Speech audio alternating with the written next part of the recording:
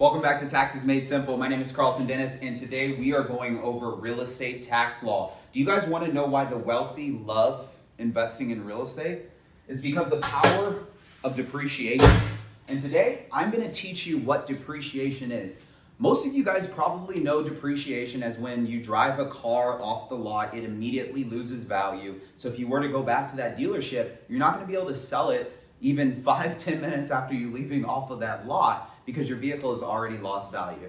Well, guys, when you invest in rental real estate, the same thing happens, and the government incentivizes you for investing in real estate and giving other people an opportunity to live in properties that you purchase. So let's just say you and I are real estate investors today, and you and I are going to learn a little bit more about depreciation and why the wealthy choose this vehicle as one of their favorites to invest their money in. Okay?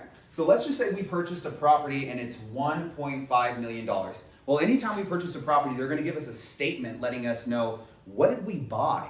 And typically we're going to buy two things. We're going to buy the land that the property sits on, and we're also going to buy the actual building structure. One of those things the IRS says deteriorates or depreciates in value, and that's the property, right?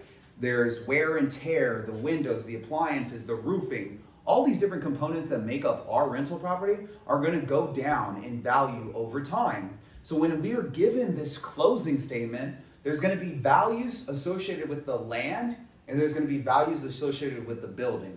The building you're able to take in a write-off over the course of 27 and a half years if it's residential, or 39 years if it's a commercial property. Now, a residential property, just for layman's terms, is any property that is 4 units or less. So let's say you have a single family home or a duplex where there's a house in the front and a house in the back, or maybe a triplex where you have like a stacked house on top of another stacked house and then there's one in the back, or maybe you have a fourplex where there's just 4 units and 4 doors. These properties depreciate over the course of 27 and a half years. That's a long time. And if you own a commercial building, let's just say 5 units or more, so in a big apartment complex, or maybe a restaurant or an office space, these buildings depreciate over the course of 39 years. So you're giving a write-off based on the building's value over the course of either 27 and a half years for residential real estate or 39 years for commercial real estate. So let's dive into my example. Let's say you and I purchased a property that's $1.5 million.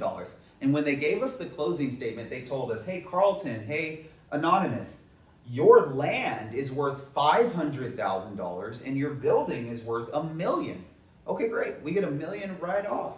Perfect. If it's residential, we get to write it off over the course of 27 and a half years, which means you and I get to split a write-off of $36,363 every single year for 27 and a half years. As long as you and I own this rental property, we will get this write-off every year for 27 and a half years. And if it's a commercial property, we're just going to divide it over 39 years and receive a write-off for that. Now, if we make improvements on the property, of course, those improvements we get to write off as well, and those items get depreciated. But for the sake of a real estate investor, why is depreciation important? Well, if I'm earning income off of my tenant living in my property, depreciation is one write-off that could help offset that income that I'm receiving. And let's just say I end up having more depreciation than I have income, then I'm not paying any taxes on my rental income. And that's the power of depreciation.